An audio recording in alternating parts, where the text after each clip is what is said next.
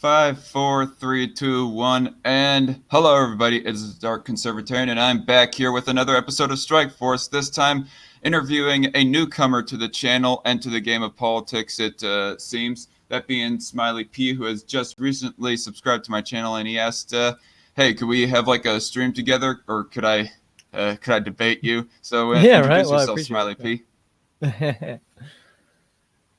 Introduce yourself. I'm Smiley Pete. I'm an anarcho-communist. I'm new to the YouTube thing. I've got some videos in the works, but I've been, working a lot, so it hasn't been. I don't have that many videos up yet, but I actually don't have any leftist videos up yet. But soon they're coming. All right, and yeah, so what we're going to be talking about in large part is left versus right ideas, is what he had brought up, and also economics. I think economics is going to be a big part of it, and Mm-hmm. so yeah. So tell me what exactly it is that you wanted to talk about aside from that. Like, tell me, like, what's your exact beliefs when it comes to economics, if or a basic rundown, anyways. I can answer that in 1 second. I don't see any chat on our website. Is the YouTube the only chat? Yeah, Okay, just YouTube. that's fine. Okay, just wondering. Yeah. So what was the question again? I'm sorry. So give a basic rundown of your beliefs, if you may. Oh, okay. Yes. So originally I was I started out when I realized that so far it seems like capitalism wasn't doing as well, as it wasn't quite fulfilling the promise.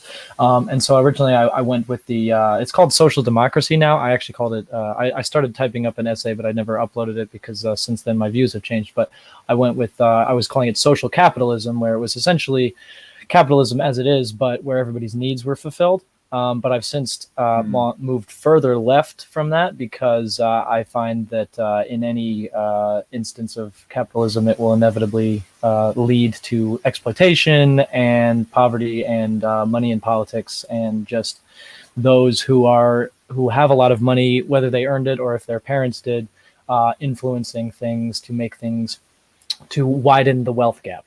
And I don't really see that as being helpful. And in addition to that, I find that the profit incentive that capitalism has leads to ends that aren't necessarily beneficial to humanity. They just lead to ends that are profitable. And I don't really agree with that. So to clarify, you told me on Twitter that you don't really believe in any government to sort of, I guess, Anarcho-communism, yeah. I don't believe in a state. I believe in laws, but I don't believe in control. I think that all hierarchies should be justified, and or at least should be able to justify themselves and hold up to scrutiny if people have problems with them. I think that everybody should have the chance to vote from the ground up. I mean, you could say that we have that now because we technically have universal suffrage, but there's a lot of things. So wait, you're going to kind of need a government or a state to have laws to enforce. Yeah, well, I mean, on the right side, they have this thing called the Non-Aggression Pact, which I don't think in a capitalist society, would be enforceable. But I think in an anarcho-communist way, or a classical libertarian way, it would be, because it's just kind of like no one in capitalism, we're sort of pitted against each other, and a lot of crime comes from poverty. And I mean, there's obviously blue collar crime, but that also comes from capitalism as well. I think when I think all crime and people causing problems, there's obviously going to be assholes and teenagers in any society, but I think that crime is a mental health issue and a poverty issue. So if we eliminate poverty and we have access to mental health, I think that would honestly be pretty scarce, in my opinion. I would argue that poverty is never going to go away fully, or even, and I would think that it would be kind of exacerbated. Well, maybe not. I would think it would be kind of exacerbated by the existence of communism within a society, or particularly full-on communism or socialism along the same lines as Soviet Russia or Mao's China, or Venezuela, so forth, because of manually induced famines and nationalization of industries and all that other kinds of stuff. And in the Soviet Union, they even had like a counter revolution after the Bolshevik Revolution, and for them to like stave off that, they had to induce some capitalism to kind of stave that off, but to kind of sustain themselves. But still, in the end, I would say, yeah, there's still some poverty. Whether or not there was actually crime from that poverty, Mm-hmm. yeah, it's still going to exist. Well, to respond to that, I would say that what you're referring to is authoritarian socialist states, which I am not an authoritarian. I'm, as you know, an anarchist. So I think that unfortunately, if we were to have a violent revolution, we would have to do that. But I'm not for the violent revolution. I'm trying to dissolve capitalism rather than like burn it to the ground. But yes, what you're describing is basically it moves. It's actually a thing in China right now. They call themselves communist, and I believe Venezuela too. I'm not actually too familiar with Venezuela, but they have a thing called, they call it communism in China, especially. I think they call it socialism in Venezuela. But what it is a state capitalist society where they moved the oligarchy, the very minority, very wealthy people in control. They moved that from the capitalists, the rich, industrialist people who own the means of production, to the government. And I believe in cases of China and Russia, it was actually a lot of the same people. So it really didn't actually change anything. It sort of became a state monopoly on all industry, and that's not really what Yeah, I'm advocating for. What I'm I advocating. mean, China, I would say, is not really capitalism with the way that it's run. It's more like corporatism or plutocracy, if you will. There isn't like, I think that's what for, we're in America too, though, to be honest. But that's my opinion. yeah, to some extent, I would Yeah. agree with you. We are kind of a mixture of capitalism, socialism, and plutocracy. So much of a mixture that it's hard to like pin one type of Hmm. economy that the USA has.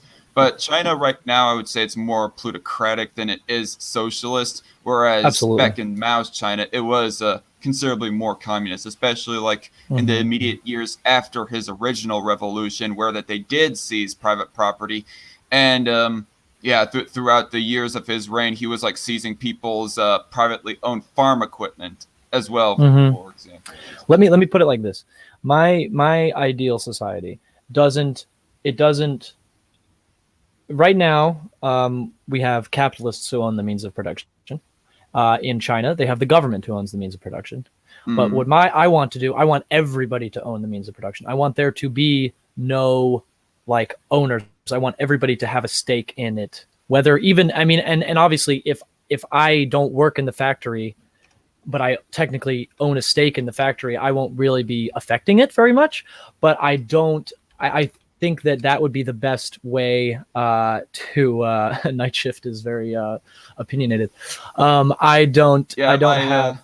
I would suggest for whenever I have my guests that if they don't want to get too distracted, that they overall ignore the chat. I'm Okay, going to try to my best to take questions that are more relevant, that's fine. whereas I can ignore it. some of them can be like just balls busting or or Well, taking I'd pot like to shots. acknowledge, but yeah, I'll let you moderate. Uh, I won't directly respond if that seems like the best idea. Okay, so as I was saying, I think that everybody should own everything, or we should alternatively, you could say, get rid of ownership. I think that everybody, if you work in a factory, you should decide how it's run. And if it's near you, you can also have a vote on it. But honestly, it could have its own sort of internal hierarchy that's voted on by the people there, but everybody else, if the factory is causing problems to people who aren't involved directly in the factory, those people should have a say in what goes on there. For instance, if it's dumping in the lake, if the people who work in the factory agree that it's okay to dump in the lake, but the people who live by the lake who don't work in the factory have to deal with it, I think that they should have a say, and they should be able to vote that they change that. I And I would think right now, I mean, you can kind of do that in. I mean, obviously we have regulations that don't directly allow dumping and things like that, but that's just an mhm. example. I I would say that to an extent, people do own the means of their own production, and that even like workers, they can like take their own labor to someone else. It's not like they're being held at gunpoint to stay working within a given company. If they were to be held by gunpoint to work for a certain company, it's either A, because they voluntarily signed a contract to where they are to work for this company for a given amount of time, or B, they're just plain out forced to do X, and at that point that would be slavery. They didn't even voluntarily sign a contract. They just involuntarily were taken to work for this company, and that's slavery, and I'm not for that. But outside of slavery, workers do own the means of production in a way, just not in the way that socialists or communists like to think. Well, what I've found is that you're right. Nobody is literally at gunpoint. We technically have gotten rid of slavery. We could argue about prison labor as slavery, but we can cover that later. Yeah, I ultimately don't give a crap enough about violent criminals in particular, if they are okay. But all criminals are treated the same right now. But then again, we can talk about that later. I'm totally fine with talking about that, but let's stay on topic. Right. So the gunpoint thing, you're right. No one is held at gunpoint right now, but the problem is a lot of the jobs are overseas, and you need a job in order to get healthcare, in order to get a car, which you need a car to get to work, and you need to afford clothes and housing and things. And once you become homeless, there is, of course, the 1 in a bajillion chance that you'll rise out. But in capitalism, it takes money to make money, which is actually where I landed originally. Excuse me, on the socially democratic, social capitalist thing, where if we just give people enough money to start, and they can do whatever they want with it, but not like more than is necessary, and then they can make money. But once you're in the hole, you have to get a suit to get what's it called, an interview. You have to get a ride to the interview. You have to have a place. You have to have an address. That like if you don't have those things, which is possible to not have in our society, you pretty much get locked. You get stuck. And you have to go to like a homeless shelter, which is a terrible living conditions and things like that. And you can't even go to the hospital really because they charge your insurance. And if you don't have insurance, you're kind of out of luck. Well, that's all. I'm not okay. I was about to say that's all fine and dandy, but no, that's not all fine and dandy. I mean, it's bad that people will end up homeless or whatever. But I would say that's more of a lack of action. Whereas to make somebody a slave or to steal somebody's means of production, that requires action. To forcefully hold them at gunpoints to work for a company. But let's take an example. I mean, if I may finish very quickly. Yes, by all means. Whatever we want to do to alleviate a person's economic situation after they get fired from a job, or even after they think that this job is too bad, they want to quit. Whatever we want to alleviate their situation, like through welfare, that is like a different story to me. And it's somewhat of a tolerable compromise on my part. But when it comes to like employment, I don't find that to be an immoral thing, or even wanting to fire somebody. And therefore, means of production, I would still say it ultimately is owned by the worker, who they want to like give their labor or work under, so forth. I see what you're saying, but let's use this as an example. Do you play video games? Yep. Okay, so imagine if you went to Sweden or something like that. You should know that I play video games. I mean, I had a whole bunch of video game footage. And I know. I was kind of just. I knew you played video games. I just wanted to. So okay. So imagine if you went to another country, or I don't know, you moved across the country from, like, say you lived in Texas and you moved to California for a job in a video game company, and the video game company gets bought by a higher company.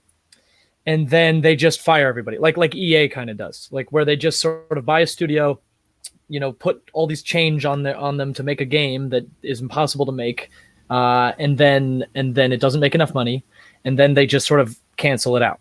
So you're you went to school, you're in debt, blah blah blah, and you moved across the country. You don't know anybody except your coworkers, and then you just get laid off for no reason because the company above your people bought it. And you had no say in that, and they have no obligation to provide any housing or any alternatives for you. So you're kind of out of luck. And that's is there anything against them having to quit before they move the company? Like as soon as EA, for example, buys out the company, and before they move that company to a different location. Is there any laws really saying that they can't quit that job? That the people working under Westwood Studios, for example, Mhm. can't quit their job? As far as I I know, mean, it's no, not the but case. it's If they if want to take anything, that that risk, would end you up with less money than if and being laid off. Like you still want to right? collect every single paycheck you can. I'm saying in this example, this isn't everybody, but this is a thing that happens. Is you move across the country, you barely, you pulled out a loan or whatever to pay for a house because you were expecting to work here, but then suddenly the owner decide to, with again none of your input, and why should they, because you work for them, they own the means of production, they sell to EA and EA says nope, and they just shut them down, like you said with that company, and you can't afford your house, you don't have you have to, you're in a house, you have no family or anybody near you, you're fucked. I mean, if you're lucky, you can maybe call your family, but I mean, we're talking about economic Well, sense, like we're not talking about like unvariables. I'm talking about like an exact scenario. That's something that happens, and that's not your fault. That's what I'm saying. I don't not most homelessness, I don't think, happens because of bad choices. There are obviously people who get homeless because of bad choices, but even then I don't think that they deserve to be homeless, because what if they decide to change their ways? Like what if they learned their lesson, they they can't get out, and they're stuck, and they're living on the streets, and they're begging for food, and they can't afford how, I mean, again, if they're lucky and they have family and friends who can take them in, that's one thing, but that's getting to be if I more and may, more unfeasible, if I may add, if they do less not, and less feasible. if the employee for, let's say, the assistant for developing a game that worked under Westwood did not have like a backup plan, or they Mm-hmm. did not have other options, or did not go looking for other options as far as employment goes, I do not Mm-hmm. see how that is in fault of Westwood or EA or anything like that. I don't agree that yeah, no, I agree, it's not anyone's fault, it's just capitalism's fault. It's a problem that wouldn't happen if if the means of production were owned by everybody and everybody was guaranteed housing, food, and healthcare, then it would be fine. If the company wasn't producing what it needed to, or it got dismantled, you wouldn't be left out on in the cold, is what I'm saying. Right now, I mean, we kind of are, uh, and inevitably, with when it in capitalism, even with a social, I mean, with a social democracy, in a socialized capitalist society where all these things are taken care of, but there's still money going around. Because actually, that's something I should be more clear at. In my society, there wouldn't be any money, because profit wouldn't be, it would be completely irrelevant. People would just be doing things because they want to. It sounds absurd, and I wasn't ready for it because I'm so used to money too. But if everything is produced, based on need, and we have enough of everything, of coats, of houses, of food, and we do that to everybody's, delight, then people who want to be chefs can make fancy food, and then people can eat it and enjoy it and things like that. The question that usually comes up is, then what will people be motivated by? And I think that money as a motivator isn't actually that great. I mean, because obviously you're motivated to work now, but again, more and more jobs are requiring higher and higher barriers of entry regarding with school and Well, money experience, which people can't have, and they're going overseas anyway. money doesn't have to be the motivator. I mean, the way I look at money is that it's just a universal bartering tool. Like if Yeah. you have like nothing but potatoes and you want to, and that's what you use to like trade with other people to get what you want. And then there's one person that doesn't want your crappy potatoes, but then that's where that money or some other, or yeah, just money in general is Yes. comes into play. It might be Mm-hmm. something feasible that the person that doesn't want the potatoes could use for themselves to get what they want in turn.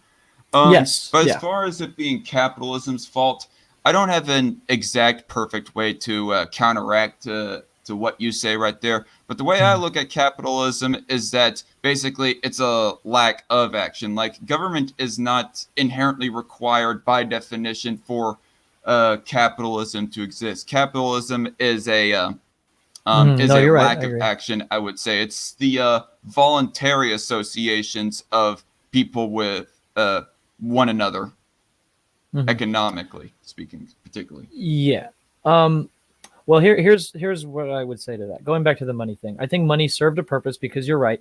When we were in little villages, people would trade kind of on a gift economy. They wouldn't necessarily, barter tit for tat necessarily. They'd be like, give me these potatoes and then you can use this next week. And then when I don't have potatoes or you don't need potatoes, I can still use your hoe to blah, blah, blah, hoe my yard and stuff like that. So it was kind of like shared and we had common land until it was, taken by landlords and things in medieval times.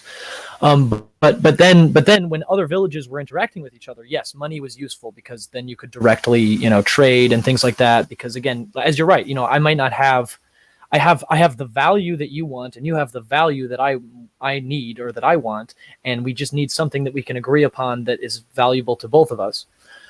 But I think in nowadays with the internet and global trade and everything like that, I think that we have access to everything anywhere, and I don't think money would be necessary anymore at all, really. I think that we just have access to things, and so that we have enough, we waste about as much food as we eat. So if we just were able, because hunger is not an issue of production, it's an issue of logistics. So if we, focus rather on charging people for food, and instead we focus on getting people food, then we already have enough food to do it, and we just and that you could say that we would need a provisional government to logisticize everything, and once those and what I would say is once those supply lines are set up, we could dissolve them as necessary. But I also think that, again, we have the internet. Everybody has the internet. So if people are in a food desert in like Iowa, where all they can have is McDonald's and they need nutritional food, you just be like, look, we need food. And then we had a bunch of people and we get like a Patreon, not a Patreon, but like a GoFundMe or like a Kickstarter kind of idea. But instead of money, it's just, look, needs to get done. If you have the ability, if you're on the way there, or you have a truck, or somebody with a truck, we can start these supply lines up there. It would be a very internet heavy society.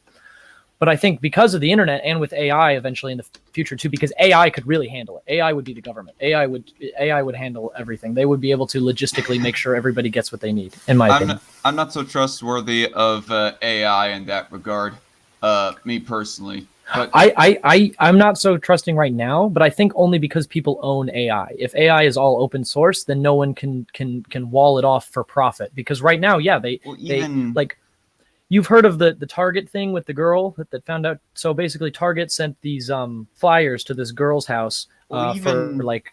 Well, let me slow you down right there. Yeah. Even if AI was to become its own self-learning, autonomous individual, let's say.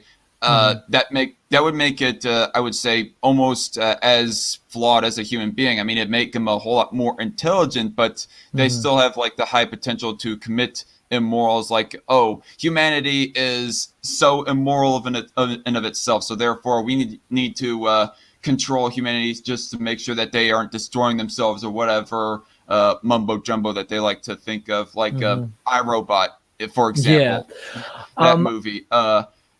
And just potential for stuff like that. Although this is more theories than anything. But go ahead. I find, and this is my opinion. I totally understand if people don't agree with this. I think if AI is going to go that route, it's just going to kill us. There's no reason for it to enslave. And it would kill us super efficiently, and we wouldn't even notice. So I'm not really worried about that happening because I'd be dead.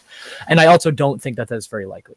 What I think is that if AI is owned by, say, Facebook, and Facebook tracks all your information and everything like that, but they don't let you have access to it. All they do is sell your information to advertisers. And here's what I was going with the Target thing. So it's just a quick story, but it's a true example. I could probably look it up, but I'll explain it. So the idea is that Target sent these coupons to this house for this girl. She was like 16 or something. And it was like baby carriages, bottles, diapers, and like discounts on those things. And her dad called Target and was like, hey, because she had a card, and so it tracked her purchases, and she was buying like perfumes or lotions or something, and it was like, oh, this correlates with pregnancy. So they just did that automatically. Nobody chose it. The algorithm that Target uses to track your purchases did that. And so the dad was like, oh my God, blah blah blah. You're trying. Are you trying to get my daughter to get pregnant? What he thought was that they were incentivizing her to get pregnant. But the actual thing was that they were like, oh my God, I'm sorry, blah, blah, blah. But then a couple of weeks later, the dad called up and said he apologized because the daughter was pregnant. So the thing is that the algorithm, without having any other incentive than what it was programmed, it just tracked her purchases and was like, this correlates with pregnancy, so let's help her out. So what I'm saying is we have all that data out there now. Like they can do all kinds of crazy, scary stuff. They can find out who you are and everything like that. But the only thing that's scary about it is that some people own it and some people don't. And the people who own it have power, therefore, over the people that don't. If everybody owned it and we all had equal access to our information, then this AI could predict diseases. It could predict what you would want to do. It could predict, maybe like you could be like, hey, I want to eat something. It would know exactly what you want to eat, but it wouldn't be doing it for profit, because we have, like, what I'm saying is we have all this unlimited data and potential that it can track us every second of every day. It can know what our likes are, how our sexual orientation, like, it'll just know everything about us. But it's owned, and they use that power to sell you ads. And that's why I think the profit incentive has failed us now. It may have been useful in the past to bring us to where we are now, but I don't think that it's useful anymore. So instead of incentivizing profit, I wanted to incentivize human welfare.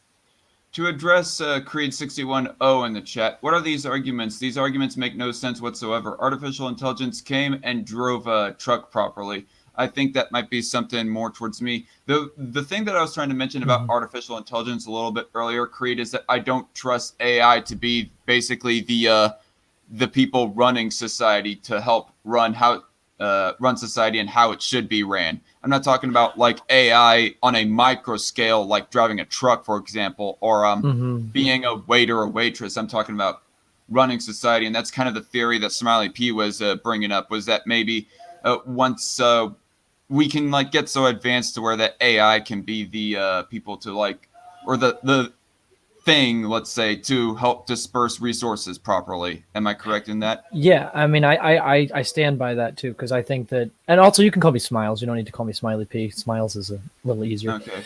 Oh, by the way, wait 1 second. He says, no, I meant to say it can't drive trucks properly, is what Creed says. Okay. Oh, well, not yet. You want Taco Town? I've already eaten. Thank you. Love you. That's my mom. Anyway, yeah. So yeah, you're right. It can't drive trucks properly, but it will. And like, it's like, that's just a matter of time. And also, again, when they do drive trucks properly, Amazon's going to buy that and they're going to fire all their truck drivers. So there's a lot of truck drivers who are, rallying around, slowing down progress, literally, so that they can keep their job. But if you take away the necessity to have a job, especially, people like trucking, and in my society, you'd be allowed to drive trucks if you wanted to. It just wouldn't be necessary, because an AI would be doing that, and it would be completely unimpeded by the people that it may impoverish, because nobody will be impoverished, because everybody will be guaranteed what they need, not what they want. If you want something, you have to work with other people to make it happen in my society. But if you need something, food, shelter, education, healthcare, including mental health care, that's an aspect of healthcare, then it would be guaranteed. But on top of that, it's on you. Basically, the problem with the Soviets was the equality of outcome, which is I do not agree with. I believe in equality of opportunity. I think that everybody should start at the same place, not finish at the same place. So if I may clarify, so basically when it comes to the logistics of how food is dispersed, and currently we have it so that restaurants and stores, they end up wasting a third or half of their food that they end up not selling within a day's purchase. Use a hoe to hoe my yard. A hoe is used to pay money for sex. SmileyP says conundrum in the chat. But hey, I mean, I'm down for both. Sorry, but so anyway.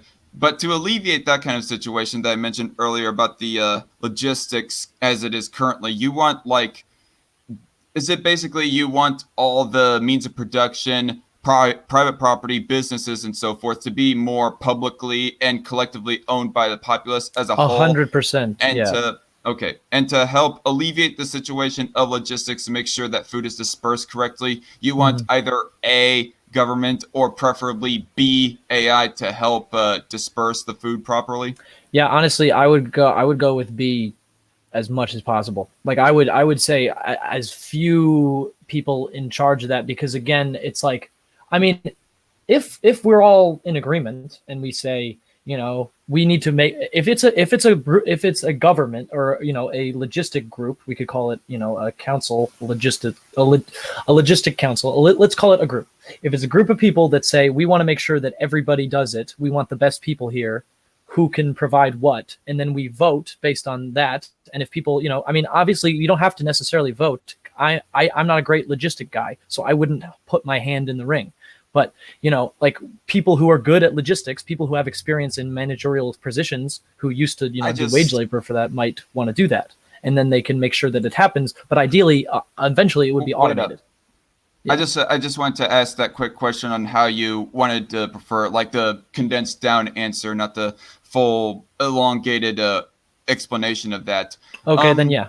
What I want to say in response to that is, for one thing, I don't believe in like everything being collectively owned, at least not forcefully anyways. I mean, if people within a given society want to voluntarily collectively own everything, well, then that's fine. I mean, there's a little thing called voluntary communism where they're all like, I would prefer that if everything was a commune, but if people don't want to run their property as a commune, well, then that's fine and dandy. At least that's their opinion anyways.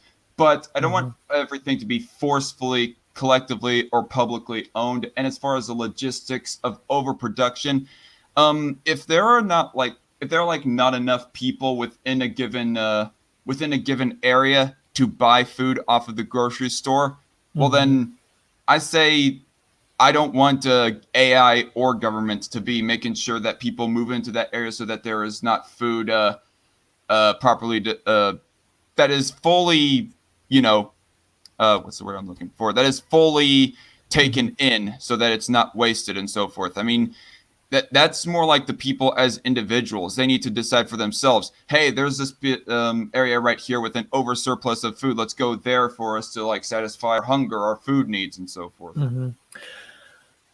Are you and I'm not done? saying that you think that people should be forcefully put into an area so that businesses don't end up wasting their food or anything like that. I'm just saying that in general. Okay. And I totally agree with you. I don't think people should be forcefully placed anywhere.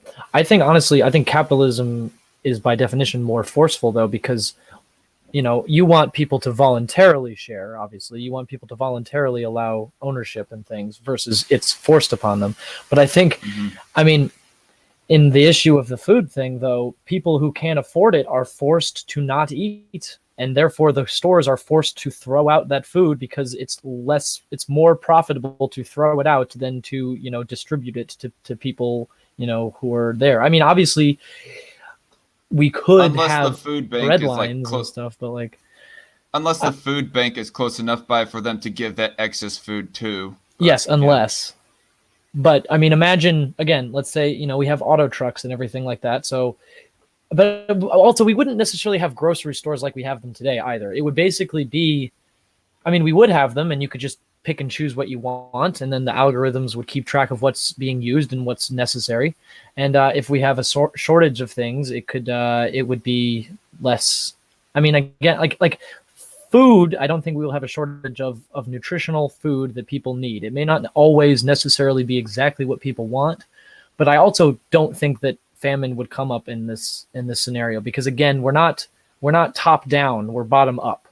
So it's like it's like you don't want to move people to where the food is. I want to move the food to where the people are. I'm more concerned with that rather than telling people where to live. If you want to live there, that's great, but we want to make if you want to live alone in the woods, but you still are entitled to survival, in my opinion. I'm just trying to articulate myself as good as possible. No, that's fine. I mean, you are a first comer. Yeah. I'm just trying to answer the question because my system, or our system, I suppose you could say, because of communist, but the system that I'm advocating is not. Again, it's not involuntary. You could, I suppose, we could have people who split off and start capitalism, but that's kind of one question that I'm curious about. If people wanted to go off and start and run their own privately owned business, would there be any force to make sure that they don't do that? in your society? That's a good question. I honestly, this is kind of a cop out. I don't think that would happen very much, but if it does, I'll go with it. Yeah, I mean, if people wanted to do that, I don't see why not. But then the problem is, again, it's like my ideal scenario would be no borders. Anybody could go wherever they wanted to, and people would be there, and food and healthcare would be allowed for them. So in order to do that, they would have to split off from us. Obviously, in my society, we're surrounded by capitalism, so we would have to split ourselves off. But at least at first. But yeah, you would have to essentially. It would be up to the capitalists to put the walls up and say that this is where our society begins. But also, again, I find that I personally, as long as I'm not hurting anybody else, I mean, but I don't know. I would find it. You would be allowed to do it. I don't see the point, because all you're doing is essentially preventing people from having access to the stuff we have. You're just putting the paywall in front of it. So it's like out here we have food, healthcare, and shelter, and in there you're not guaranteed those things. You could perhaps, again, if you have enough money, you can pay people who have less than you to build you a nice house. You say that they are preventing other people from having their food or their goods in general. But I mean, of course, but person number two, what if a person number one, the person who is preventing like their goods going to person number two, what if person number two has something that person number one wants, but person number two isn't entirely voluntarily want to give it away, like some revolutionary new technology, like in anarcho-communism, everybody is provided for, has the right amount of coats, clothing, food, all the real essentials of life that they need. But there are still people that have their own hobbies on what they want to do, be it engineering and so forth. That's kind of is dependent on that. Yeah. Somebody who comes up with a hologram technology, let's say, for example, and they aren't so willing to share that, but then person number two or person number three or whatever else have we, they come up with some new type of food that the hologram producer wants, is interested in, but the person coming up with this new recipe of food isn't willing to give it away unless the hologram person, the hologram distributor, is willing to distribute and trade that hologram technology for that food. And thus that's kind of, it's not like actual capitalism, but it's kind of, it's voluntary bartering in the same way that I am for and ANCAPs and all the other capitalists in my subscriber base are. Yeah. Okay. May I restate it? So it sounds like to me, to make sure I understand, person A has a hologram, person B has food. The person B with food wants the hologram, but the hologram doesn't want the food. He says, I have my holograms, but I don't want that. I want something else. Okay. And that's pretty normal. That's pretty natural.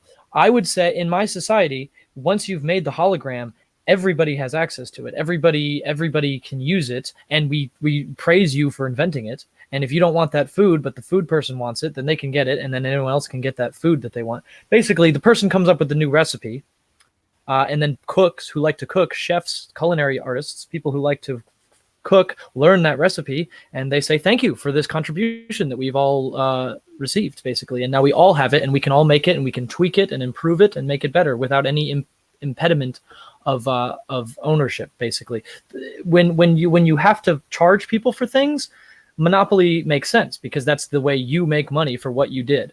But when there's no profit incentive and the only incentive is the person made the hologram because they wanted to make holograms and they did it, and now suddenly we all have holograms, and now you can give it to other people and then they can all use it, but you go down in the history books as the person who invented it.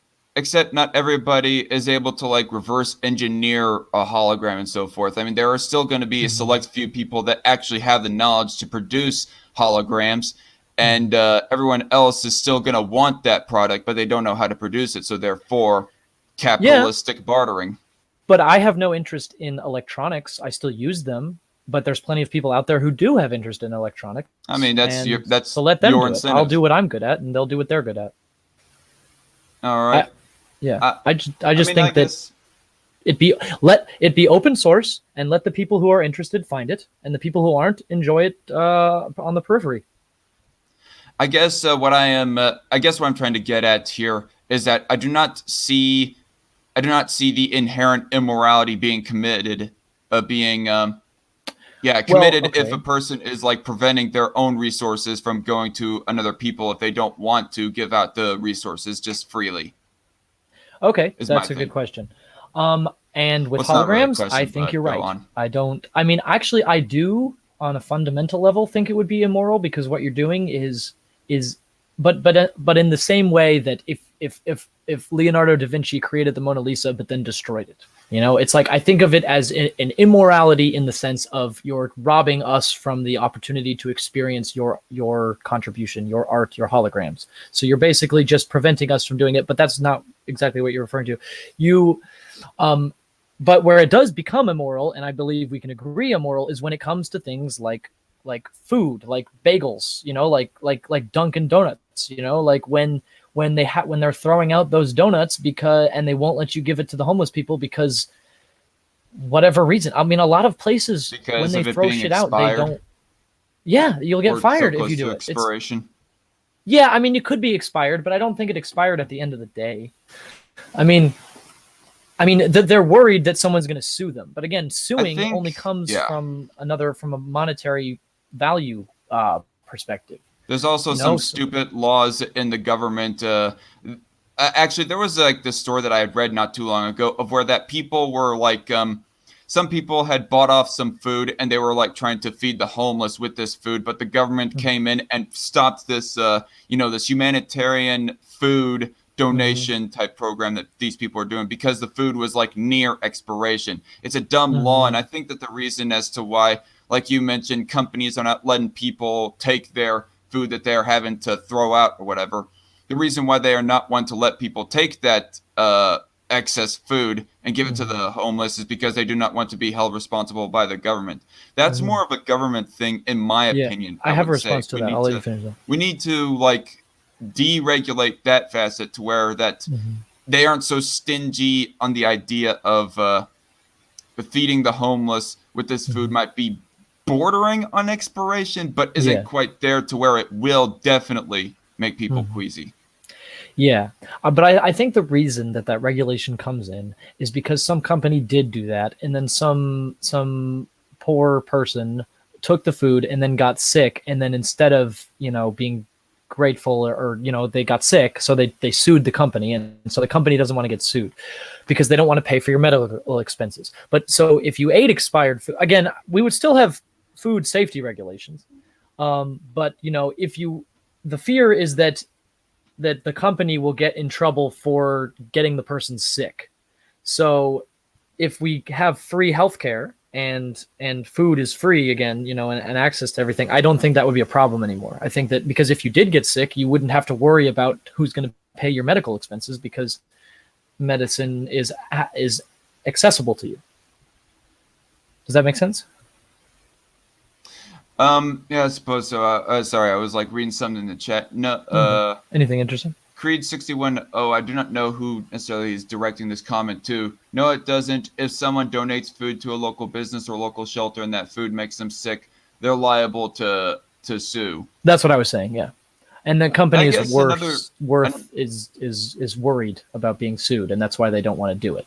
I think another side to this issue is that the company wants to hold on to the food as long as they can so that they can actually have a sell longer it. They can time. make money off of it. That they can have a longer time to sell it, but then that food ultimately doesn't get sold, and so therefore it becomes too late and they have to throw it away because it become all moldy, nasty, and whatnot.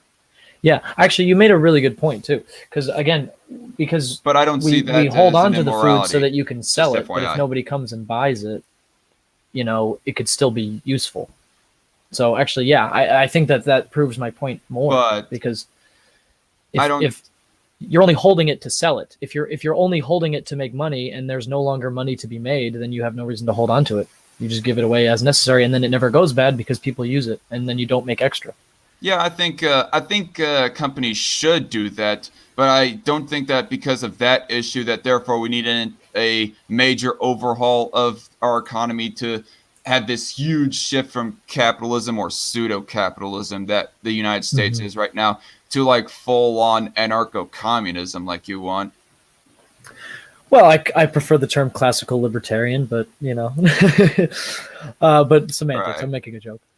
Um, Classical libertarian because libertarian used to mean socialist basically. well, it means anarchist basically. An anarchist communist is actually just an extension of anarchist. It's basically just people working together and from each according to their ability to each according to their need. And I think the best way to do that is to demolish the concept of ownership.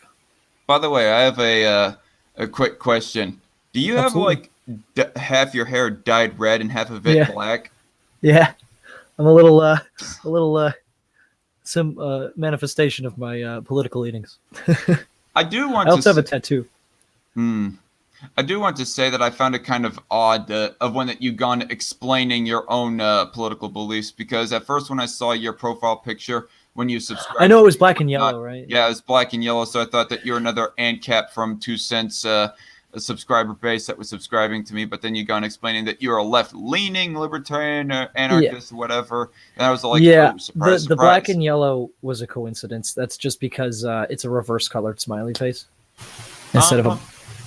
Pumpkin Rose says, no, it never meant socialist. Don't let him get away with that. I'm not so sure. I mean, it's kind of a jaded bit of history that is kind of hard kind of hard to break down and actually find out what the truth is in that. I'm not so convinced either way, honestly. Well, I never said it meant socialist. I said it meant anarchist.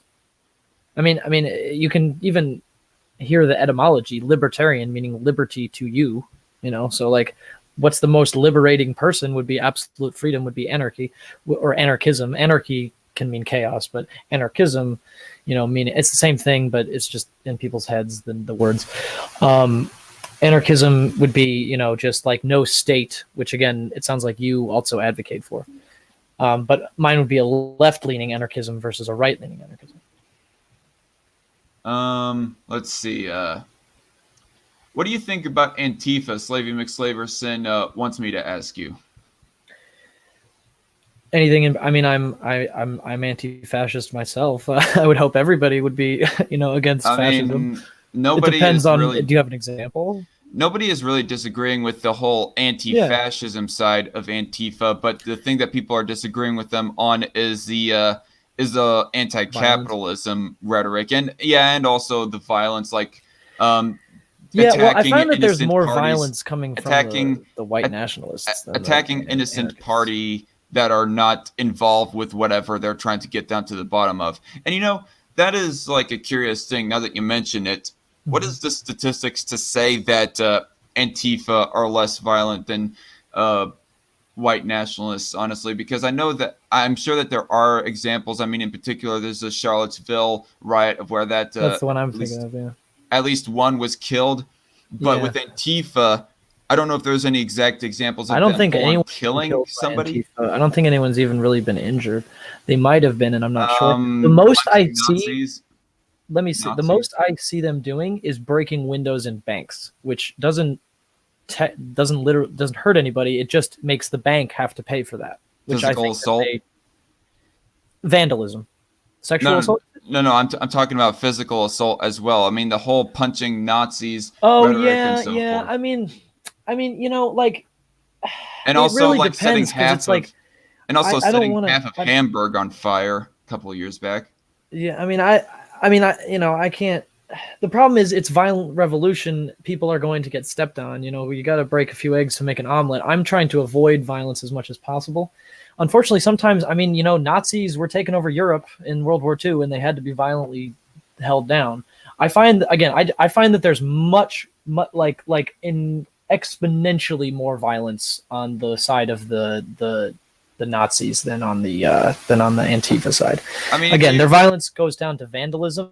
I mean, yes, they do attack the white nationalists, but the white nationalists want to fight anyway. They want to fight people. So, I mean, like, it seems cathartic. I don't know. I mean, it's illegal. You shouldn't assault people. I do officially take a non-violent stance when necessary, but, you know, I just, Another I mean, unless issue, unless, you know, some minority is being attacked. Yeah. I mean, you know, violence doesn't have to be physical assault either. It could be, you know, like vocal violence, you know, being racist and stripping people of their rights and things like that. You know, I'm totally on the Antifa side as far as that goes. I mean, I think I mean, the government, they're anarchists, so they want to dissolve the government just like you and I do, but they want to do it from the left side, and so the people in power, they don't want like to dissolve the government the way that's set up now, but at best Yeah. they want mob rule, and at worst they want to set up their own form of government. Yeah, well, I think I can't speak because Antifa isn't really something you can join. It's just kind of you just prevent people from prevent fascism from spreading essentially. I think, I mean, I can only speak for myself, and I say I don't want mob rule personally. I want you know, a non-aggression pact, but not entrenched in capitalism, but in communism, in sharing rather than charging. Another problem that I have with Antifa, and a lot of people on the right and center left would have with Antifa, is the whole thing of punching people who are just suspected of being communists. Like, not everybody that they want to assault, attack, and so forth is like a full-on kill the darkies type of Nazi. Yeah. Well, I whatever. don't agree to that either. I mean, I'm with you on that. I've been accused of being a Nazi-inspired fascist by somebody before, and it would. I'm and sure I would you not, have. It's the internet.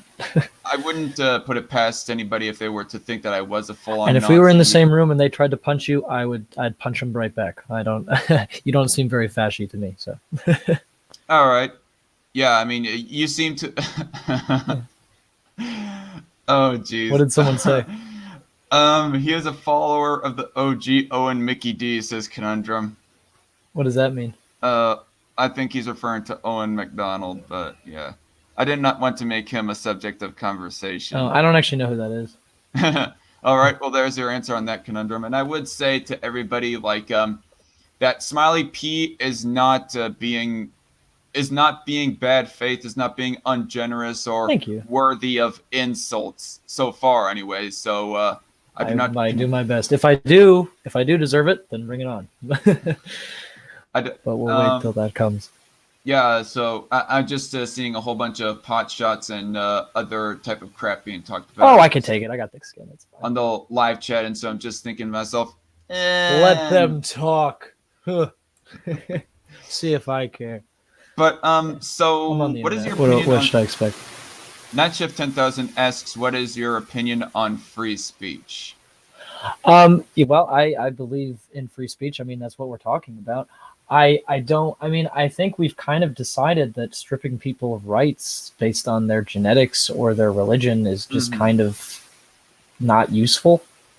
I mean, like, we have that marketplace of ideas and all that shit like that, which is great, and I'm all for it. But it's just like, it seems like anything related to, you know, kill the blank is just, it seems kind of like it doesn't help anybody. It seems like we've I think as a society we've kind of we've kind of learned that doesn't help anybody.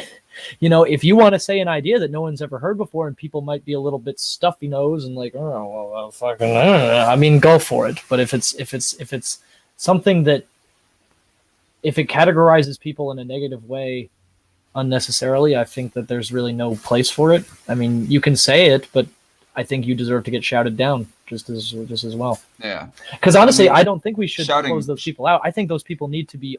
I think people who have hateful beliefs, and those people are the, you know, usually the quote unquote advocates of free speech.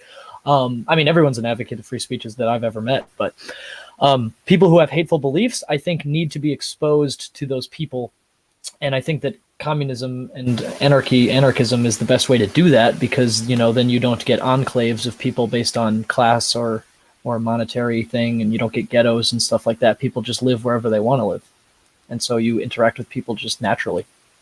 And I found that and mental health also. People need mental health. People who aren't getting good mental health, who have problems, and they don't have access to those kind of resources, they tend to get a warped sense of the world, and they can sort of degrade into racism or something like that. But yeah, if I may address something very quickly in the chat, Brain Paget says, I haven't insulted him, and yeah, I applaud you on that, Brandon, but I'm just saying in general to the live chat. I'm not naming names of who is doing whatever as far as towards smiles go. Jay Will also. I mean, if it's a funny insult, go ahead. If it's a good one, go for it. But if it's stupid, then yeah, just don't worry about it. I don't care either way.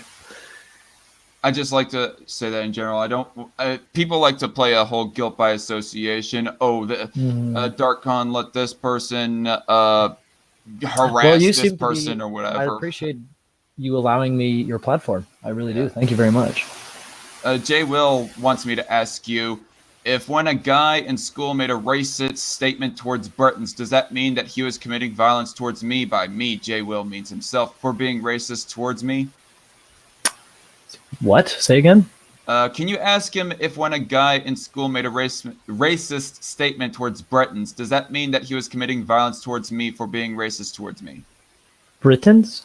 Let me see. Breton? Oh, Bretons, like the race in Elder Scrolls? No, I think me and him had a conversation about this. I think Bretons is like a subculture in France or something like that. So it's a little bit confusing, but yeah. Okay. So wait. So if somebody, let me read it. Somebody made a racist statement towards Bretons, does that mean that he was committing violence for basically French towards me for being racist? Okay, maybe is it an English second language kind of a thing? Because I think the wording of the sentence. I think yeah. If you were a Breton and somebody said "fuck Bretons," that would be racist, I guess. Yeah. I think so. But no, he's asking if that would be a violence. That would be committing violence towards him. Would it be committing violence? Yeah, but I mean, word violence, which is a form of violence, it's just not physical violence. Yeah, I think technically, if in the same way that I like to strictly apply violence to something physically being done upon somebody, physical harm. Yeah, I know, but people, I mean, I'm not one of the people that's like, oh my god, I'm offended, blah blah blah. I mean, like I said, bring it on. I if it's funny, I'll hear it. But I mean, it is a type of violence. I mean, but in the same way that jokingly punching your friend on the shoulder, that's technically violence, but it's not tough violence. But it's in the same category, in my opinion.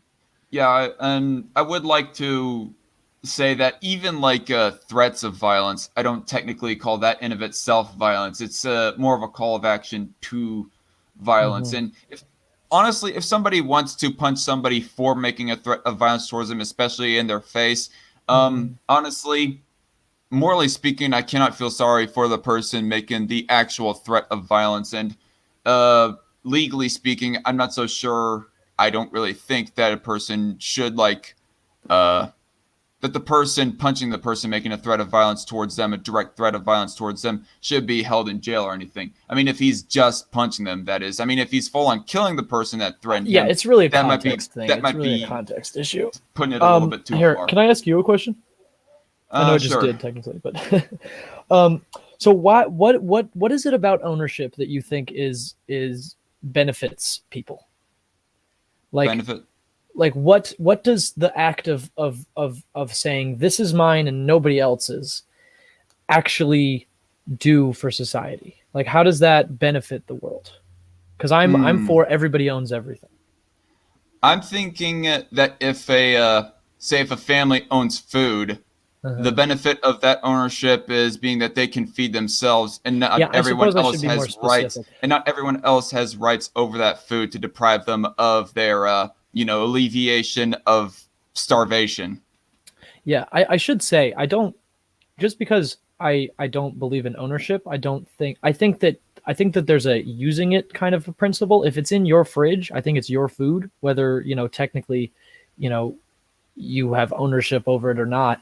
I think that you can not own it. You can have access to unlimited food, but still put it in your fridge to save for later for yourself and your family. Let's upgrade the context into a business, a Yeah. small business in particular.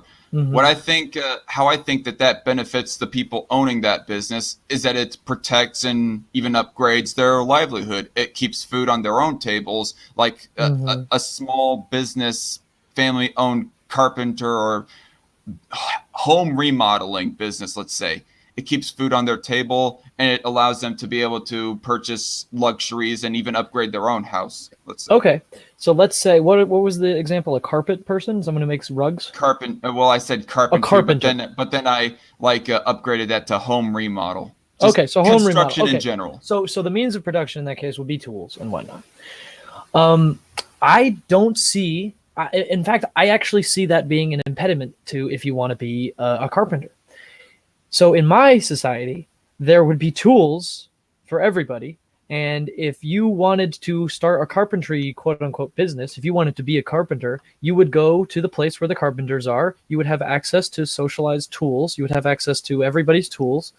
And or like everybody, you would have access to free tools for everybody. If you wanted to get your own, you could eventually do that. That you use most of the time. But basically, it would be like a school with a carpentry section, where they have like the machinery that everybody can use, that the students use.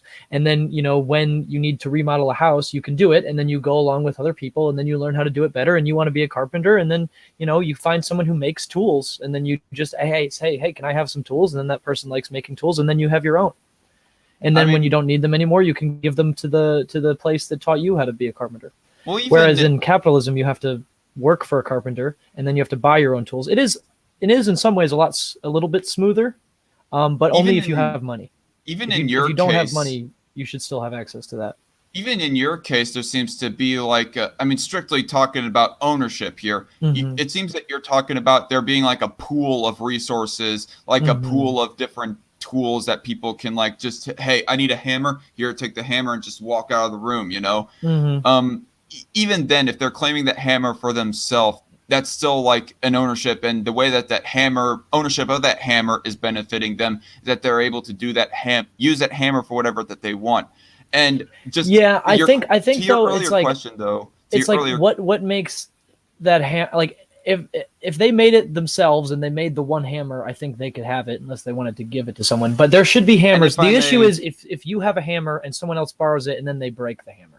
But then we can just get another hammer for free because in capitalism, someone has to buy a new hammer. But in this society, we just get a new hammer for free. On the question that we are still currently on, but you asked earlier, I want to give another answer to that. The way that I would say that ownership of something benefits a person is that it gives them full-on rights over what is under their ownership, and by rights, they can set the rules. And by rights, nobody else has say over ownership of that piece of property, be it a tool or a business and so forth.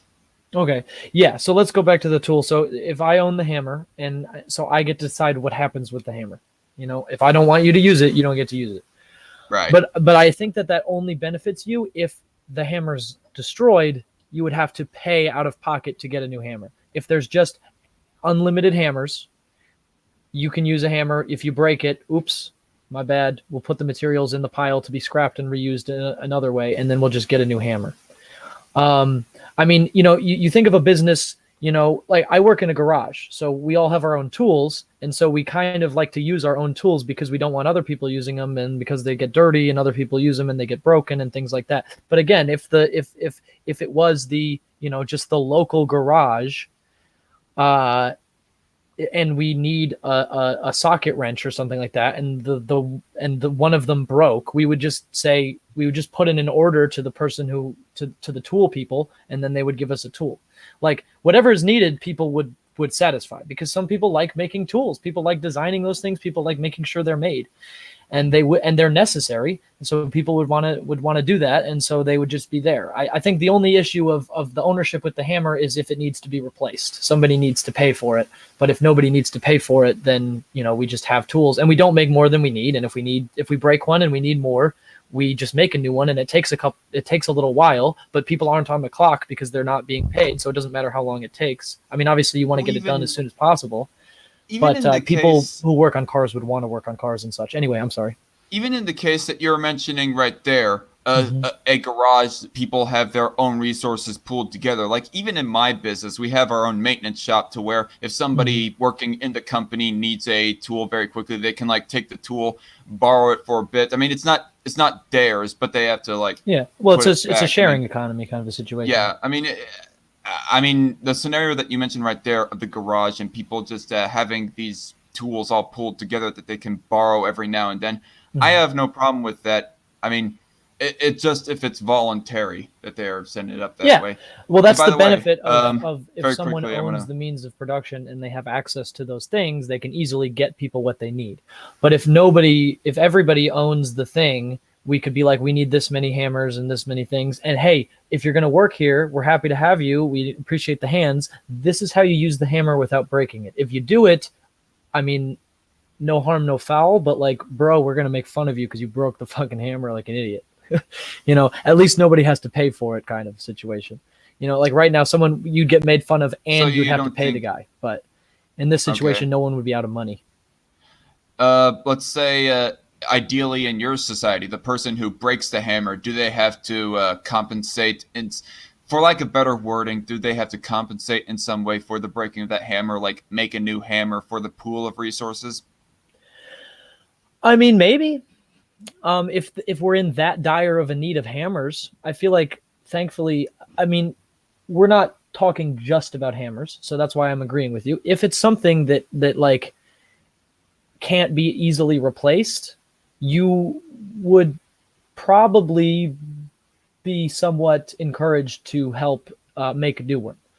But yeah, in other words, but honestly, we're trying to automate as much as possible. We probably wouldn't even need those things like that. I think you probably get punished in the short term for having less privileges of that more complicated piece of machinery if you break it as well. Not even that, because I mean, accidents happen. Even the experienced people can break it. I mean, if someone's coming in there and just breaking hammers, they would get kicked out. Like that's the only problem. If you accidentally break a hammer, no, whatever. Haha, you're an idiot. You broke the hammer. Let's get another one and not move even on. If it's like wear and tear, which is kind of what. Yeah, exactly, and that's fine too. You won't even get made fun of. You're just like, oops, the hammer broke. I need a new one. But I would also say try to recycle the pieces. So I'm kind of talking about foolishness though, like misuse of a piece of equipment, and you break it because of your foolishness. Like, hey, you forgot to apply this sequence in the operation. Yeah. If you were incorrectly using it, you have to now help make a new piece of machinery, but also you get less privileges over that new piece of machinery that you're using to replace the older bit of machinery that you broke earlier. Yeah, I mean, if that's even necessary, I think it would be. I think honestly, the first part, making a new one, would be great because in the process of learning about how to make it while you're making it, you would just understand the thing better, so you have a better intuitive sense of how to use it. I would think, like I drive my car better since I've been working at a mechanic shop. I mean, I work on diesel engines, so it's not the same exactly, but yeah. So I have just by taking things apart and putting them together, I get a better intuitive sense on how to use them. I don't think that necessarily you would need to be punished like that. That's what I'm trying to get rid of, is the state sort of being your fucking daddy, giving you a smack on the ass or a timeout. You know what I'm saying? Like, I think I like where you're headed, but I think honestly, just being negligent and stupid, I feel like the other people could vote you out if you're causing problems for people. I mean, you'd get fired essentially, but you wouldn't be on the street because I don't fully know what you're trying to get at with that, but I don't think if a private piece of machinery, a privately owned piece of machinery is broken by an employee, I don't think it's the government that should have to give a smack on the ass, as you put it there. Yeah, I was for being doing that foolishness. Well, okay. So your example was if somebody was tightening a bolt or something like that, and instead of and say they strip the nail, the bolt or something like that, because they weren't doing it properly. They weren't paying attention. I would say, first of all, we would just we would like, get a new bolt or something like that. We would tell them what they did was wrong, and this is how you do it right. And and again, they're only there because they want to be there. You're not there. No one is there because they have to put food on the table. Food's already on the table. They're only in the garage because they want to learn about cars. So chances are they'll pay attention. And if they do continually be negligent, people would say, "Look, I can't work with this guy. Like he's causing problems." The other coworkers would come together and be like, "Look, sorry, you're voted off the island, man. You can't be trusted. I'm sorry. You'd have to go somewhere else." I very quickly wanted to read a live chat comment, by the way. I've been holding for a while. Pumpkin Rose says, at the Dark Conservatarian, I haven't insulted him yet, but I'll call him a faggot if it'll make you mention me again. And there you go. There you go. Happy Pumpkin homophobia, my favorite. I mean, I don't know. We all have our faggot. No, I know. pass I'm on kidding. This channel. But it's just like you could have been clever. Yeah, he could have used it in a whole lot more clever contents. I would say. Yeah, he could have. It's whatever. He could have been a little bit better with it. It's a little bit of a low-hanging fruit kind of a thing. Oh, look, he's got two-color hair. He must be gay. Fucking yeah. Think of a better insult, my man. Okay, so there was all that stuff right there. I want to ask you very quickly. Like we mentioned, penal labor a little bit earlier. Like putting aside the idea of whether or not there should be or should not absolutely not be a government. Talking about penal labor, you mentioned earlier that you think penal labor shouldn't be a thing, really, and then I said that I couldn't care less if violent criminals or pedophiles or whatever. Oh, we're talking about. If they're not going to be given the death penalty, then I definitely say that they should be put to work in some way. Now, for victimless criminals, let's say drug dealers and so forth, I mean, I don't think that they should be considered criminals at all and be put in jail at all. So it's kind of a moot point on whether or not they get put in as penal labor or whatever. But yeah. Okay, so wait, what is the question? No particular question, but it sounds like we kind of agree. We agree prisons are not run properly. Okay, yeah, more or less. Although I don't know if it's. I think all crime is a mental health issue. I don't think we should have prisons. I think we should have rehabs. I think if somebody's if poverty is eliminated, then we won't have stealing and petty theft and vandalism in that way. We won't have robbery. Well, it ain't gonna go away entirely, and until it goes away entirely, there needs to be some system or some self-defense, like gun ownership, for example, to try and counteract against those violent criminals. Well, again, assuming we have access to food and shelter and whatever you want, within reason, obviously. I mean, but I honestly think that the limits are a lot higher than we might even agree on. But I mean, again, you're not going to rob a liquor store or a fucking gas station if you have enough money or if you have the access to the resources you need. So I think that will just disappear organically. But there will be people who are violent. There will be people who have mental issues. And I think that the people who would cause problems outside of poverty would have mental issues. There's also the blue-collar people who I think just have narcissism and they just want to be greedy and everything like that, which I also think would disappear on, I think, both ends of the monetary crimes would disappear.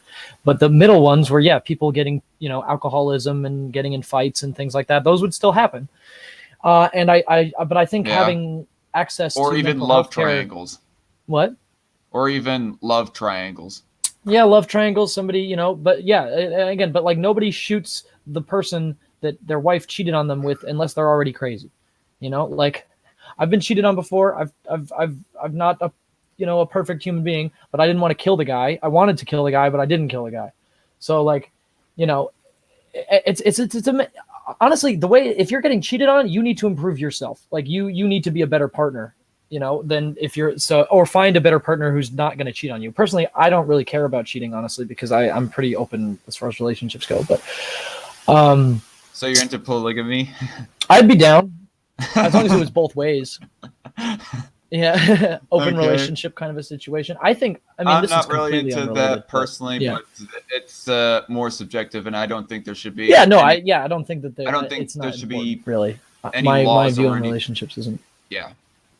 normal. Penn Jillette says, "What if, as Penn Jillette mentioned in an interview with that he had on CNN with Piers Morgan about homosexuality and whatnot, people go mentioning what if polygamy happens, like that slippery slope type thing, and he's all like, I'm all for allowing polygamy to happen, and he says, get the government out of marriage. It seems kind of creepy that that the government be knowing who you're having sex with."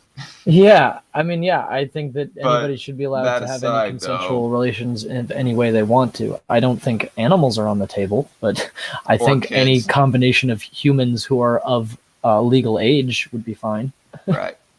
But that aside, though, God, kind of. But the thing is, the issue is because it's only man Okay. with a bunch of women. I mean, this is off topic, but it's like if we also allowed women to date a bunch of men at the same time, I think the problem would go away. But anyway. Yeah, that aside, though, the Mhm. issue of mental health. You think that if that a lot of crime is a mental health issue, mental health is kind of a jaded and kind of hard to nail down type of thing. I mean, you can give all the depressants that you want, all the counseling, and like keep them in psychiatric wards, all that you want, but you will Yeah, never but be that's able not to what I'm get talking. I don't. Yeah, the idea is to put them out. You know, unless put them there are out. people who are. I mean, the percentage of the population that would actually benefit from being detained 100% of the time is so minuscule. I think it might not even be anybody at all. People benefit from human interaction. Bring a bunch of, I think that, I am a recovering heroin addict, so I've been in recovery, and so I went to a sober living, I went to a rehab and everything like that, and it was the best thing in the world for me. And I think that anybody can have that. The problem is in jail, we put a bunch of people together in a sort of aggressive way. When we put people together and be like, we're going to help each other, we're going to talk about what's going on, we're going to talk with a therapist, get a nice place to live, not a fucking cot in a stone concrete box, but, a nice house that has like a TV and like a communal area, and then we can do activities together. It's I think that would eliminate pretty much all crime, all violence. My thing is though is that I don't think that it's going to go away even mostly if we like just try to have a solution for when it comes to mental health. And I already mentioned as to how I think that poverty isn't going to go away entirely. And even if, say, we were to get communism, because honestly, I'm going to say it, like anarcho-communism, in theory, it sounds like a nice idea, but in practicality, I think it's implausible personally, and therefore it will just come down to some kind of a state running the whole thing, and Well, therefore I you're going don't to think it'll be get some kind sudden. of impoverishment, and so Yeah. therefore there's going to probably be some crime coming from that impoverishment, or even like say they do not like how the government is being ran, and so they just get violent in that sort of way. There's still going to be crime of some sort or another. Well, I don't know. I think that a lot of crime comes from poverty, like I said, and the rest comes from mental health issues or greed. The other alternative to poverty would be greed, people who steal and embezzle money. But I really do. I mean, if we give people free therapy with good therapists and we give them in groups, to talk and let themselves out, and as we were saying, have free speech. If you would be like, I want to murder somebody, instead of holding that in and letting it out in a healthy environment, people can be like, well, let's find out why you feel that way, and then we can, figure things out from there. And to answer somebody asked me a question, the conundrum: do I like anime? I do kind of like anime. I'm not a huge fan. I'm watching My Hero Academia right now. I like that. And there was another one that I liked. My sister is currently watching that right now, and I'm not the biggest fan of anime. Although Berserk would probably have to be, even though I haven't finished it, it would probably have to be a favorite, mostly because it's the most mature. It's more mature than other animes. In other words, you don't have a whole bunch of anime characters that are just spastically flailing I their know. hands Yeah, around that's the with all the one problem I autistic have with the My screeching. Hero thing is the main character Midoriya or whatever. He's such a fucking loser. It You know, gets so it's just like, oh my obnoxious. god, girls. Blah, blah, blah. It's like, oh my god, it's Well, just so like, it seems to be a stereotype in a whole lot of anime. You'll have yeah, some character or even all the characters at some point in the series be doing this whole autistic screeching thing with I their know. hands just Yeah, it's like, practically god damn. Yeah, it is. It's flailing. a Yeah. little bit much. I Okay. like the manga though. I like My Hero because I like the idea. I've always liked X-Men, and it's kind of like anime X-Men, so that's why I like it, Hmm. where everybody's got superpowers. I don't know if I like fully asked the question, but I mean, ultimately, you say that you don't want there to be a government or there to be like A any. state. I don't want there You to be don't. a state. I don't want there to be a big daddy telling me what to do. I want everything to be Okay. democratically decided. Um. Someone in Okay. the chat, I forget who said anarchy isn't democracy, but literally it's the reverse. Pure anarchy is pure democracy. I mean, pure anarchism. I mean, pure anarchy in a colloquial sense just means chaos these days. But anarchism is bottom up. It's like flat hierarchies. There's no Yeah. top down. I mean, yeah, that's a whole lot of problems that people on the right have is the whole idea of mob rule. Like the majority says Thanks, Brandon. goes, whatever it be. But taking the situation as it is right now, the way that the United States is right now, because even with your society, you can agree that you aren't going to anytime soon get the anarcho Yeah, I communist think we're society going to that you have a want. social democracy, social capitalism stage in the middle. But I think after that, because again, people can't like. Also, if one country Right. does it and gives up money, they can't interact with the But world. that So But that aside, though, what I'm trying to get at, so taking the situation as it is right now, you don't mhm. believe in penal labor for violent criminals, or do you? Okay, well, that's actually an interesting question. Um, I think that labor for violent criminals could be good because it gives them something useful to do with their hands and with their bodies, and they want to instead of being violent. Um, the problem is they do it right now. They get paid pennies for their labor and they're building stuff, and the owners of the jail just get to collect whatever they charge for their labor. They get to charge really cheap labor, and then they get paid pennies, and they have to buy ramen from the fucking jail. They can't even use their money for anything outside of the jail. However, again, in a moneyless anarchist society, if you were a violent criminal and you need to be separated from people, I, I, I see, I see only benefits from allowing you to perhaps take care of a garden or build something constructive. You know, take that You energy that you have and put it into something meaningful and useful that you can be like, that's it. I made that. Look, I can use my hands to create rather than to destroy. you go talking about as to how they get like pennies on the dollar for their labor, and Mm-hmm. most of their labor gets kept for the jail owners. I Mm-hmm. guess me personally, I couldn't care if the violent criminal is being treated like crap that way. I mean, yes, I don't want drug dealers being held in jail to be treated that way in general, but if we aren't going to be given the death penalty to a serial killer, rapist, or whatever, then I say at Mm-hmm. least that should be their punishment, not Well, them now just we're being a getting into lazy deep bum. opinion stuff.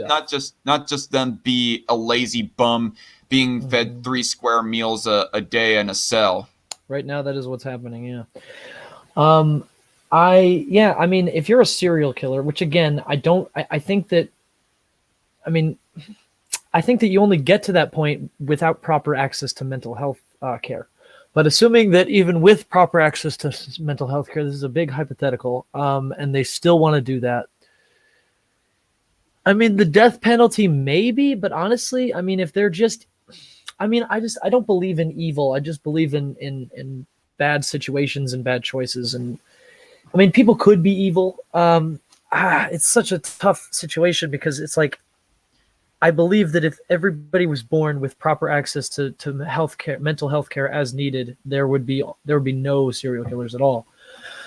But assuming that there is, and they need to be separated from society, I don't see how putting them in a gray stone box would be helpful. I mean, at least it saves us. And I mean, you said so yourself, you don't really care about them. I personally think everybody who's alive deserves at least some sort of comfort and human interaction. I don't know, just keep them away from people, and like, but I don't know, don't forget about them. You know, they're still people, as disgusting and horrible as they are. I mean, but okay, let's take another example. We could go with pedophiles. They're pretty hard to empathize with. I don't particularly like them either, because if they're touching kids, that's terrifying and awful. But like, I just see, I don't see how it would I don't see how it would make anything worse if we put a bunch of them together with a counselor at the head to allow them to talk about their feelings and be like, and let them express themselves without obviously allowing them to have access to vulnerable children. But, you know, like, I feel like it's a mental health thing, you know, like, because obviously there's something wrong with your brain if you're attracted to prepubescent humans. Like, the whole point of sexual attraction is to make babies, and they physically cannot make babies. So like, there's obviously something wrong with your mind. And so maybe you need medicine and therapy and things like that. I don't know. I just think therapy is more effective than prison. For whatever the problem is. I want to address something very quickly in the chat. Pumpkin Row says, at the Dark Conservatarian, you think the lying sociopaths in government should be able to just kill people? Yes, I think that the Parkland, Florida shooter should die and get the death penalty.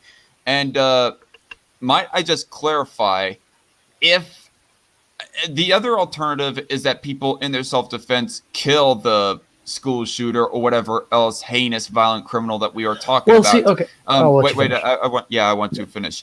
Mm-hmm. Whatever heinous criminal that we are talking about, if they are like alternatively killed by a self-defending private citizen, well, then that is just as good, in my opinion, to all my ANCAP followers out there. I just don't want a horrible person like a school shooter or whatever else have you to be given like 3 square meals in a jail cell, living day to day as a lazy bum in jail or whatever. And I don't care if, say, for example, the Parkland shooter dies by government or by a private citizen, which ultimately he did not die by a private citizen. But anyway, I mean, my perspective is, let's prevent the shooting from happening in the first place. Like, what are the things going on in this person's head that they thought it was okay? Were they an incel? I don't really know much about them, but there's a big issue about incels killing people right now, right? White nationalists and incels. I think the incel mentality is a lack of human connection and like, and putting themselves in echo chambers of other people who don't understand how the world works. And what they need is therapy and group therapy and to talk to people who can help them develop social skills. And then eventually, because I mean, Elliot Rodger, I've heard from tons of girls, wasn't a bad looking guy. It's not a physical thing. It's an emotional and mental thing. So like, if they can be addressed and their problems of feeling, you know, they feel useless. They're in a society, they can't get a job. They're neat, as it were, you know, not in education, something or other, and training. It just seems like they just need something to do, and they're stuck at home playing video games with no real friends, and they just go on the internet to talk about hating people. And it's just like, what we need is to give those people the chance to step outside and do something. Like that's why I don't think we should be paying people for jobs. Jobs should be done, and people should have their needs taken care of so that you can go out and do things. I mean, honestly, working in the garage has been the great thing for me. That's why, you know, that's part of my recovery now. I'm thankful that my friend owns the company so I could work for him. Like, I had no experience in that stuff, so I'm just learning how to do it. And it's great. It's keeping me sober. It's keeping my mind helpful. I think that they need labor. But it shouldn't be, you know, it shouldn't be your responsibility to find a job. You know, you should be taken care of, and then we should help you find where you're useful. Mm-hmm. Find out what you're good at. Give you the opportunity to make a mistake too. You know, if you go to school and get in debt, and then 3 years later find out you hate what you're doing, you can't just turn around and change your major. You got to fucking pay off that debt and do that, and you're stuck. I think people should have the opportunity to try things out, see if they like them and see if they don't. And I think, everybody can find something useful to do. I think that whatever private interactions that happens between a plausible school shooter or and their peers, there ain't any real way to alleviate. I don't know. It seems to be a whole bunch of mind reading and just predictions on what may or may not happen. We do not fully know if they are going to start shooting because of they aren't being socialized enough with their peers. For example, as people keep on mentioning with the Parkland shooter or with Elliot Rodger and so forth. And by the way, I do know the name of the Parkland shooter. Everybody just kind of refused. I'm trying to make the habit of not mentioning his name. Yeah, but don't promote them. I mean, until like it actually happens, I do not know what we can do. All I just know is what we can do while the act is happening, or even after it happens. Either A, the shooter needs to die. Like heck, the Parkland Police Department, they had the opportunity to do that, but Sheriff Scott Israel, he like prevented the one deputy from doing that. That was like a very bum move on his part. It was a pretty shitty move, or lack of moving, might I say.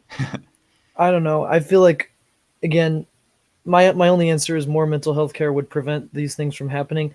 If we're asked, I'm not a judge, so I can't decide what happens to people after the fact.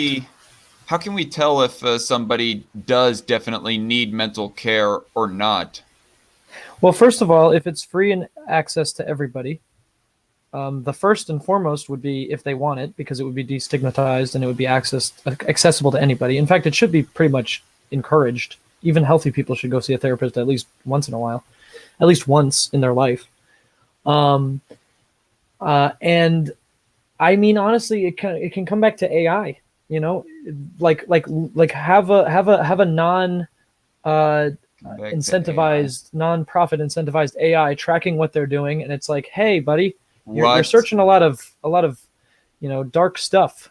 Maybe you want to see a therapist. No. I'm sorry. I have to. That almost seems like some borderlining NSA spying type shit right there. Except you're supplementing like people running the government organizations. You're supplementing them with an AI. I'm sorry. I have to say an F no to that, Smiles. Okay. Then we disagree. I don't think there should be like an AI like determining, hey, you're doing this. Well, it's not forcing you to do anything, and it's not like telling the government that this person is bad. It's saying, hey, buddy, it's just like a friend, like just a friend coming up to you, be like, I'm worried about you, man.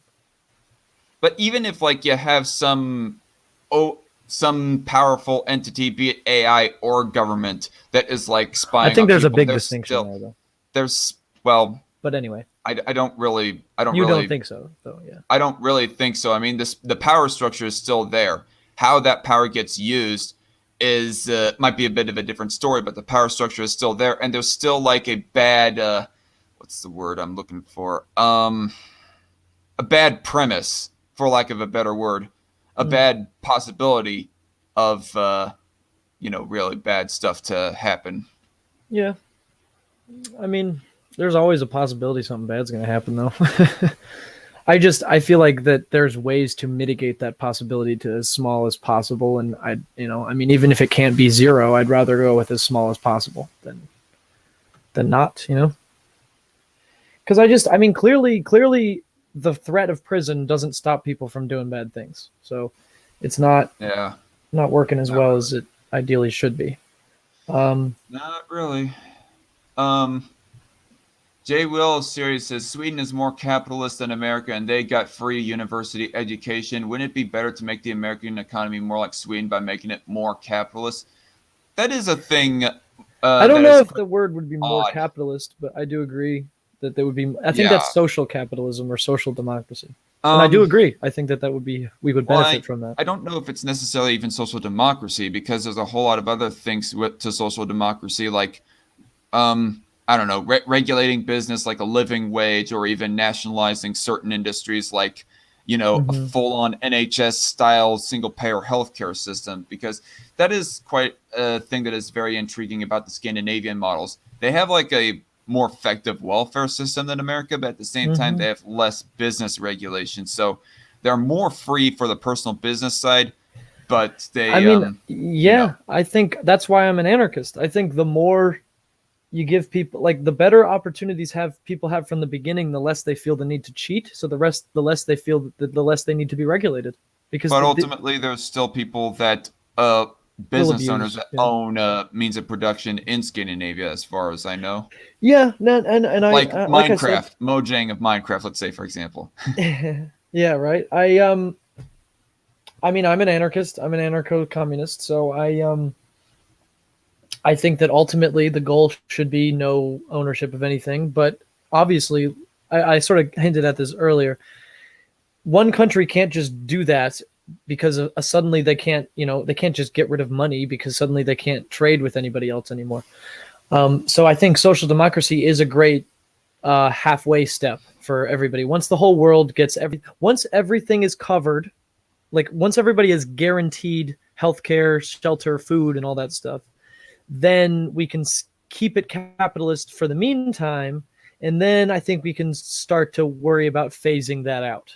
Once the whole world is like that, and we're not, at war for certain resources and things like that anymore, and we're basically sort of all getting along, and we can actually consider opening borders to the world because there's no refugee crisis or anything like that, because it's all good, and we can focus on global warming and everything. I think that, I think social democracy or socialized capitalism, like Sweden's model, like the Nordic regions, I think that would be the whole world would benefit from that. But I just think that it's not the end goal. I think, but I think it's a great first step. All right. Okay, so I don't know. I think that we've kind of hit on the issue of economics well enough for one stream anyways. I mean, obviously there's a whole lot of sub issues when it comes to economics, and maybe we'll like come on a stream again. Yeah, I'd be about happy to come some along if you'll have me. Sub issue. But for right now, about some other issue where the left and right seems to be kind of divided on. That I'm Ooh, sure fun. that you and I will be like pretty well in disagreement. Abortion. Okay. Say again, abortion? Hmm. Are you against it? Yeah, I'm against it. I mean, if like say there was no government, I do not see the of how it's to be prevented, and I would not. I mean, I would definitely say no laws or any type of force really if there was to be no government. But because we do have a government wait. like Okay, so what? So you don't want abortion at all? You want it to be regulated, to be I want it to accessible? I only want it to exist for life of mother exception, preferably, really. But as of currently stands, I mean, obviously, I don't think anyone's pro-death, I don't think except for the shut your abortion crowd. Yeah. I do know some people that say that abortion is good. Like, doesn't even say it's a necessary evil, just say outright, it's good. Yeah, I mean, well, okay. The problem is if we had a great adoption system and people could easily adopt, and it wasn't like a stigma to be an adopted child, and we didn't have like orphanages and everything like we do now, I think that then abortion wouldn't really be necessary. But obviously, I think the statistics go with the better we have sexual education, the less teen pregnancies we have, and the less unplanned pregnancies we have, and therefore the less need for abortion or adoption. I mean, I think obviously I would definitely prefer adoption over it, but it's like, but if I don't think that it's. I mean, personally, I'm pro-choice. I think that if you want to have if you can't take care of a child, and that if you give up the child, they're probably going to have a shitty life. Well, I mean, I have some very I believe in reincarnation, so that sort of informs my opinion. Right. If this time wasn't the time, then go out. I haven't answered your question in full of what my abortion position is. Okay. For the life of mother is really the only real exception that I want to make as far as that goes. And philosophically speaking, I want abortion not to happen, even in other circumstances. I don't want abortion to happen at the moment of conception, but You mean after legally, the moment from like after even yeah, just at the from conception on, you don't want it, yeah. yeah, at the moment of conception and afterwards. Yeah. But legally speaking, I don't know what the argument is to be made of banning it, except for 7 weeks and afterwards of when that brainwaves are detected. And let me. I also want to kind of explain, and I kind of should probably make a video about this, explaining how I want the banning of abortion to happen. Like, I want Roe v. Wade repealed, even though that, or overruled, whatever the proper terminology is of that, even though it's almost damn well impossible. But here's the thing: I don't think that we can like effectively and practically ban abortion for the individual mother by mother case, because say for example they're to do a self-induced abortion, the only way that we'd be able to enforce that is if we had like government surveillance in every house, and damn well I'm not for that. But if they're to do a self, I'm with you there. But that said, I don't think enough women like en masse have the guts to do a self-induced abortion, be it like falling down the stairs or putting the coat hanger up their vagina or whatever else have you. But here's how I want it to do. I want all official abortion facilities to be banned and shut down. And whatever doctors like, I want the official practice by doctors and so forth to be, of abortion to be banned after 7 weeks anyways. And if there is anyone to be found to commit an abortion after 7 weeks outside of life of mother anyways, well then there should be I believe that there should be some form of punishment after that. But anyway, what about the Plan B pill? Plan B pill? Yeah. As far as I know, that works before 7 weeks. So you're a 7. Okay, I thought you were a moment of conception guy. You said a minute ago. Yeah, you say like, 7 weeks. Like I said, philosophically, I don't want abortions to happen at all within that 0 to 7 weeks time frame. But legally speaking, I do not know the full-on argument to be made.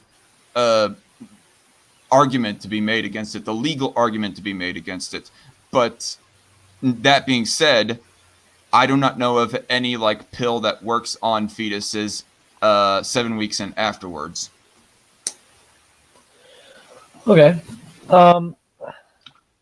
Well, I'm with you. I think we should avoid abortion whenever possible. I'm with you there. I just think there's already too many goddamn kids that need to be adopted that just haven't, there's no families for them. And it's just like, if I can't take care of the kid, I don't think they deserve to grow up and have a shitty life. I think that they deserve to be born at the right time. Yeah, I mean, here's my philosophical and moral belief on it. As horrible as foster care is, making the decision for them that they're not to live at all, I find to be the greater immorality. Actively killing them. I mean, see that. I know some anecdotes of people who have grown up in the foster care system, and they don't go looking back and go wishing, oh yeah, I wish I was aborted. I wish I was killed or whatever else have you. Yeah, it's anecdotal, but I don't think I've heard anybody outside of, people who want to commit suicide wish that they were never born. Yeah, and as nasty as this kind of sounds on my part, if a kid in foster care was, I don't know, I believe that suicide is a person's own personal right. And I'm with you there too. I think it should. I think the same way as abortion on it. I think it should be avoided at all costs. But if it has to happen, it has to happen. It's up to you if you want to kill yourself. I think that obviously, though, you do have to take into account that the people who love you will be devastated, and chances are there's people who love you, even if you're, a horrible person.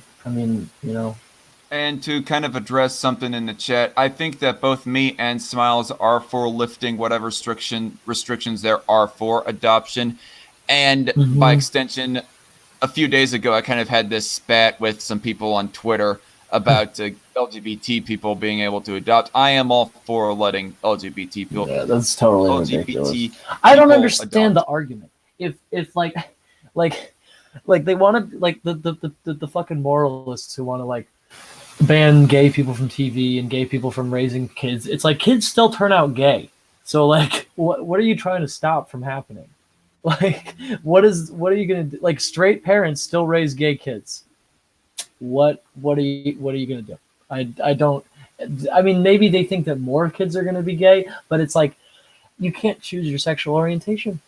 Yeah, it's kind of stupid, but I If think I would, I would choose bi, but I can't. but but I think what they should really be focusing on, and all pro-lifers for that matter, is trying to make sure as much as possible that kids are adopted, and it wouldn't even require action. In fact, it requires like a pull back on action to have more kids adopted. Like when you're banning gay people, just outright banning gay people from adopting kids, that's an action that you're putting. Like you are like putting that government restriction. Yeah. But if you pull back on that action, that is more of a lack of action that you're pulling back on that action. It wouldn't even require taxpayer dollars or anything to do that. Just repeal it. Just would repeal require that law. less taxpayer dollars because there would be more people adopting. Yeah, that there would be like less money spent. There would be less money spent on all the bureaucracy and police or whatever else have you to prevent gay people from banning or to prevent gay people from adopting kids. Sorry, I'm getting scatterbrained right now. It's getting late. Yeah, I mean, I just think I think that obviously the best option would be never abortion at all. I mean, I think obviously the best option would be preventing the pregnancy in the first place with, IUDs and condoms and things.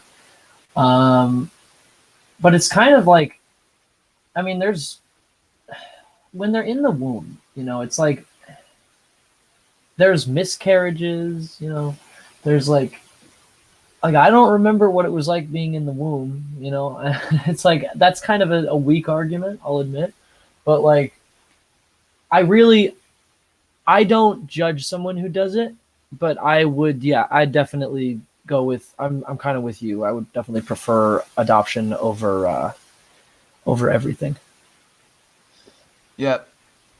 I think I'm just about kind of strained out on topics that I wanted to talk about right now. I mean, thanks for having me. It was a very healthy conversation, definitely. I know, right? And I appreciate when we both, isn't it crazy when two people come in good faith? A great conversation happens. Yeah, and at the same time, we kind of came in swinging at fast pace at the beginning. Like, kind of took me by surprise with how fast paced you wanted to go with the conversation at the beginning there. I'm not going to lie. I came here to debate. That's what I thought was going to happen. I didn't realize it would be more of a discussion, which I actually prefer. No. It did get kind of debatey just a little bit. I mean, yeah. I still think overall it was a discussion. My live streams don't typically get that hostile unless I am interviewing Chatsburg, which everybody knows. Did I come off as hostile? I apologize if I did. No. That's not what I'm implying. Yeah. Chatsburg. Everyone knows who I'm referring to when I say Chatsburg. My interviews don't typically get hostile unless I'm like interviewing Chatsburg, for example. Well, have you done a stream with him? I might want to watch it. I'll have to give you a link of the person that I'm talking about. Awesome. Well, that sounds funny. What are their views? Liberal, social democrat, like hard left, and he even believes that rights come from the state. So he's a tanky. He's a no, not really. I mean, he's a Bernie bro. Oh, I don't know. I don't get where he's coming from. Then I feel like it sounds like he's very close to my views, but it sounds like he's misguided on something. Hey, fuck you too, dude. Stop flipping that finger off at me. Oh, sorry. No, I'm joking. Fair enough. I'm joking. I'll take it. But no, the guy is a Bernie bro. He's a Kyle Kalinske and TYT listening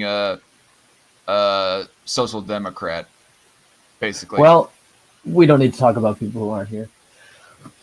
All right. I even moderated a debate between Chatsburg and Night Shift in the chat. That was quite entertaining. Oh wow, yeah, night shift. He's talking. That sounds like a hostile conversation. Hmm. He was. Yeah. So do you have any keep closing keep thoughts? being you, night shift. You're a good guy. What was Yeah. it? Do you have any closing thoughts to give before I end this broadcast? Just thank you for having me on. Thank you guys for asking questions and listening to my crazy commie ideas.